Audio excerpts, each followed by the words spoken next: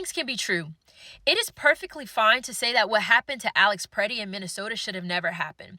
When more evidence comes out and it turns out that Alex Pretti was wronged by those ICE agents, it is perfectly fine to condemn the actions of those ICE agents and say that that should never happen.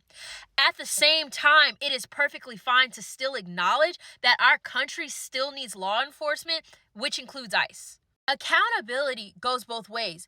You cannot demand accountability and justice for Renee Good and Alex Pretti while simultaneously denying the law, denying the Constitution, which allows ICE agents to operate in the state of Minnesota to make deportations to people who crossed over into this country illegally. See, what I can't seem to wrap my brain around is this viral photo of this protester in Minnesota, which says, "Love thy neighbor." How can you say love thy neighbor in opposition to ICE, which, listen, you have every right to feel the way you want to feel, but then dismiss the victims of the criminals who entered our country illegally, who murdered them, who essayed them, who brutally assaulted them? They didn't love thy neighbor.